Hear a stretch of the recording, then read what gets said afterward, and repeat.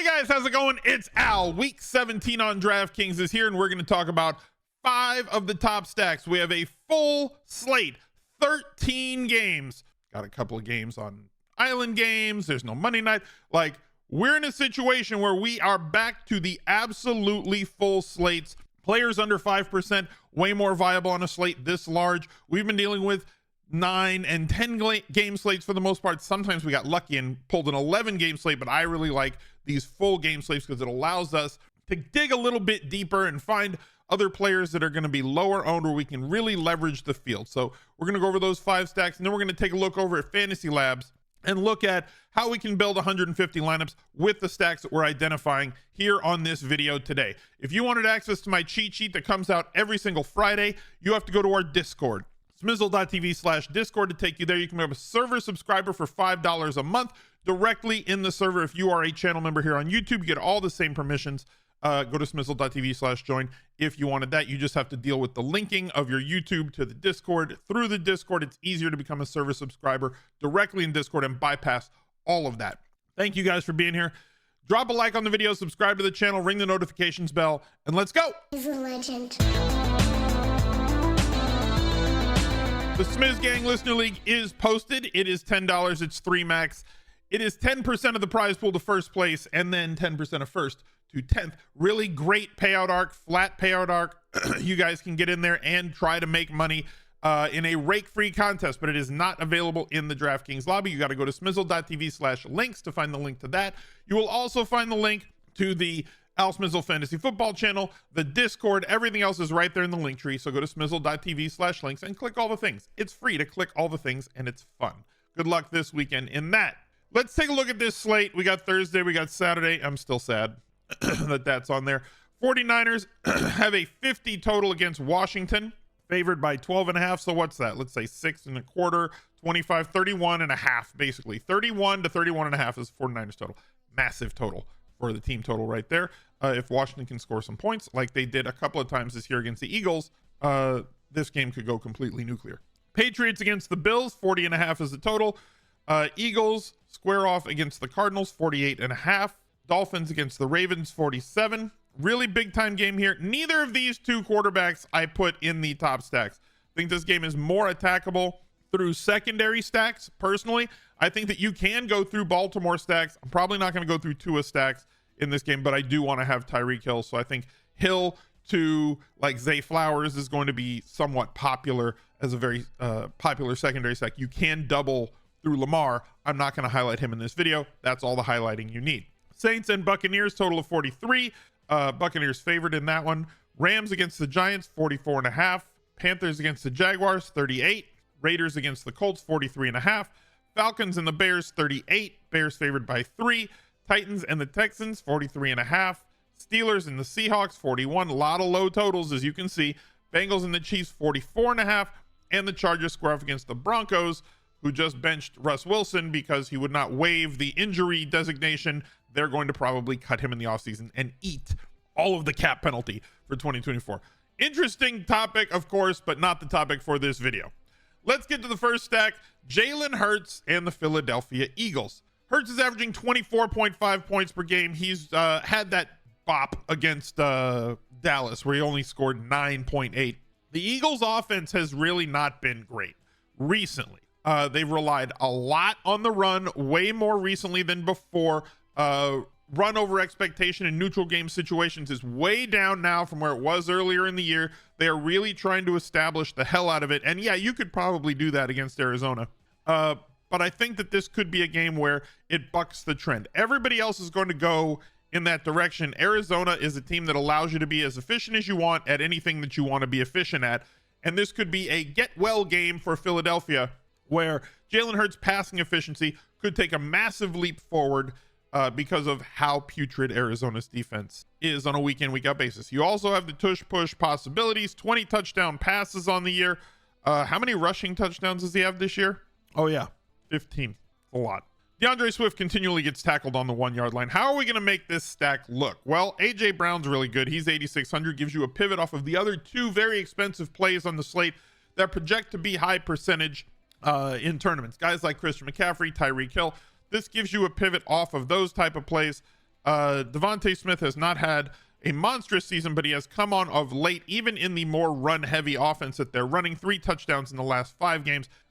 He has turned into a big-time deep threat, even though I think that he is a sneaky alpha if he was the one in this offense, which he is not. Dallas Goedert back, 9 targets each of the last 2 games, gives you, for 4,800, somebody that you can play at the separator spot. These would be the 3 guys that I would mostly target in that offense. Brock Purdy, he's back on the list. Yeah, I know he had a bad game last week, 6.4 points. Guess what? Everybody has bad games from time to time in the NFL. However, as I highlighted when we were looking at the team totals and the game totals, this one was a very interesting game. Jacoby Brissett has been very efficient in the drives that he has quarterbacked for the Commanders. 5 drives, 5 touchdowns. That's pretty fantastic. Brock Purdy, in basically every drive for the last, I don't know, season and a half, he's been really efficient too. I think we have 2 things working here. Christian McCaffrey is going to be massive chalk, rightfully so, has come out, like he's going to throttle this Commanders team. That's just what's going to happen because that's what running backs do since they traded the 2 edge rushers that they had around the trade deadline. This is a spot where, because everybody wants to be on him, now Purdy becomes a pay up to be contrarian candidate here with the highest team total on the day through players like Deebo Samuel, Brandon Ayuk, and George Kittle. Yes, you can include Christian McCaffrey in those stacks if you want. I'm probably going to allow it, but I'm going to really manicure my Purdy stacks in the way that I want to. Deebo Samuel limited at Wednesday's practice, but remember, it's a Veterans Day a lot on Wednesdays. Monitor him on Thursday and Friday practice reports, see how things go. If he's out, that really opens up Brandon Ayuk. I don't think that that's going to be the case. I think Deebo plays in this game. George Kittle, 10 targets last week against Baltimore, could be that guy at 5,600 to separate you. In addition to going with like an Ayuk Kittle stack or a McCaffrey Kittle stack, where McCaffrey is certainly involved enough in the passing game to make it worth your while and for him to correlate with Brock Purdy. Going to our next stack, Patrick Mahomes has had a massively down year. I'm tired of seeing all of the tweets about comparison of these any quarterback to Patrick Mahomes. Hey, look, Baker Mayfield versus Patrick Mahomes. Hey, look, Russell Wilson versus Patrick Mahomes. Stop being results-oriented, donkey. That's not. Stop comparing their skill set to Patrick Mahomes' skill set. Now we have a matchup where Kansas City faces off against Cincinnati, a team that has given up the most explosive plays on the year, coupled with we're going to have some big-time chalk at running back, assuming that Isaiah Pacheco does not clear concussion protocol. I'm just going to assume that right now, which means that at 5,300, Clyde Edwards-Helaire is going to be massive chalk. We saw what he did in week 15 against New England, scoring 20 points at 5,000. People are going to go right back to this Cincinnati really bad against the run and against the pass in terms of explosive plays allowed per game. And CEH is going to be just fine in that situation, especially with McKinnon out. So he might be the only guy in town to get touches this weekend, which means that now all of a sudden we have players like Rashee Rice and Travis Kelce who are priced at a point where they're tough to get to. In combination with this being almost 22,000 for the trio, people aren't going to want to play it. There's plenty of bring back players that we can go to on Cincinnati, and it's very possible to go to somebody like Watson, who's a big downfield threat and has been used so much on deep routes when they throw them, but they throw such low ADOT stuff this year. And I don't think it's Mahomes, right? That's one. I do think that it's partially the wide receivers in the room that he has. He doesn't have anybody that can really separate. Rashee Rice has been utilized mostly on screens and slants as well, but maybe it's the offensive coordinator too. Not a fan, but it is what it is. So yes, you could use Watson as salary relief. I'm probably not going to use the king of cardio. That's just not what I'm going to do. Watson way more effective than him. If you wanted to go to Kadarius Toney, I don't want to go to Kadarius Toney, but like I get it if you want to. This could be a good spot for him as well if you wanted to plug him in there. But I'd probably focus on Rice and Kelce in this one specifically to leverage off of the CEH chalk that I believe is incoming this week. Baker Mayfield, a little bit of a reference back to him. He's having a fantastic year. Browns can't be happy about the situation that happened there with them signing Deshaun Watson, trading off all those assets to get him, giving him all that guaranteed money. And then Baker Mayfield, who they jettisoned, having a fantastic year in Tampa Bay. And then Flacco doing what Flacco's been doing in relief, I guess, after the injury to Deshaun Watson. Just tough scenes in Cleveland. Factor of sadness for sure. We've seen a few good games in a row from 19.82 points, 33, 20 points. Now we have a situation against New Orleans where Marshawn Lattimore is not going to be there. And typically we have not played, like we have just shied away from playing Mike Evans against New Orleans because Lattimore just has this number. Again, early this season when Lattimore was not broken, he had like multiple broken ribs. He's just injured. He's on IR. Not practicing so far in week 17 either, which means that I don't think he's going to be back. And if he's not back, Mike Evans could be the very sneaky play here at 7,800. He's had a fantastic season. And that's redundant, right? Mike Evans has a fantastic season every season, but without Lattimore there, I think he gets unlocked against New Orleans because historically we've gone with guys like Chris Godwin against New Orleans. Again, back that game in week 4, 11 targets in that game when Lattimore was there. But I love the usage for Godwin recently. Going with both of them, not a terrible idea. Kate Otten, you can attack him. New Orleans has been very giving to opposing tight ends. And then if you wanted to pair Rachaad White in that stack and go quarterback, running back, pass catcher, I'm fine with it as long as you project the running back to have about 15% or more of the target market share, with Rachaad White has been right in those numbers. We've seen a lot of touchdown passes to him this year.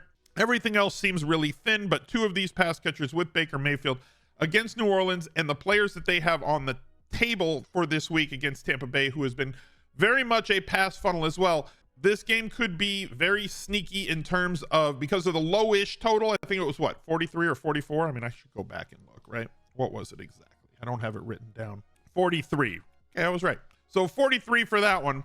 But because of DraftKings scoring, because of the air yards on the other side, because of guys like Rashid Shaheed and Chris Olave, you can get back with this game with a double stack on the other side. And this game could get to 50 and be very, very positive in terms of 100-yard bonus, full PPR on DraftKings scoring specifically, while not eating up all of your salary.